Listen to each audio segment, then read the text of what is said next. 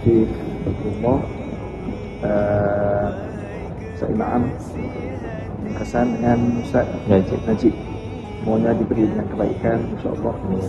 Diberi tutup, diberi semangat dengan agama Allah Taala, dengan semua niat-niat yang baik di mana yang diniatkan oleh Sayyidina Rasul sallallahu alaihi wasallam akan diniatkan juga oleh kita semua, insya-Allah.